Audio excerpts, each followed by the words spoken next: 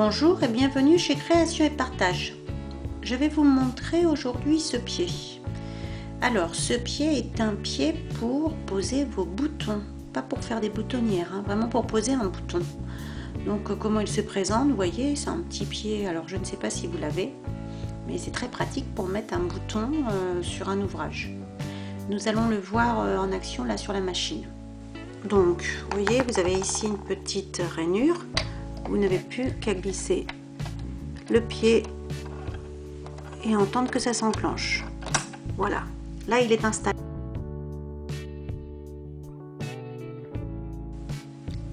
Maintenant nous allons sélectionner la largeur. Donc là vous voyez, moi je prends une largeur de 4 pour un bouton, vous savez, avec 2 trous.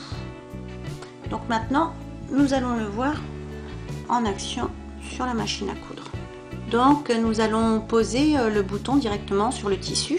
Donc vous vous positionnez de façon alors à avoir votre aiguille qui se plante dans le premier trou sur la gauche. Donc là vous faites un essai, vous plantez manuellement avec la molette et vous allez sur la gauche avec la molette. Donc ça pique. Et là vous n'avez plus qu'à y aller avec votre pédale. Vous allez voir, on y va. Et voilà. Je vais couper mon fil et je vais vous montrer ce que ça donne. Voilà ce que vous obtenez. Donc vous n'avez plus qu'à couper ici vos fils et derrière, vous verrez, vous n'aurez pas de fil apparent. Donc là, vous n'avez plus qu'à couper et votre bouton est posé en 2 secondes. Il faut faire un essai manuellement en premier et après vous vous lancez et vous faites plusieurs allers-retours de droite et de gauche et votre bouton est posé. Et bien voilà, et bonne chance pour celles qui ont ce petit pied à bouton. Ah, j'ai oublié de préciser au cas où, il se peut qu'il y en ait qui l'aient aussi, mais il faut qu'elles aient la plaque à repriser. Donc la plaque à repriser, il faut qu'elle se positionne là-dessus.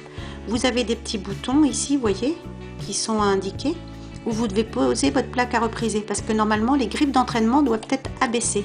Moi je les ai abaissées avant de commencer à poser mon bouton, c'est marqué dans votre notice, mais il y a certaines machines où il faut poser la plaque à repriser parce que vous n'avez pas forcément les griffes d'entraînement derrière abaissées. Ben voilà, je vous souhaite bonne couture.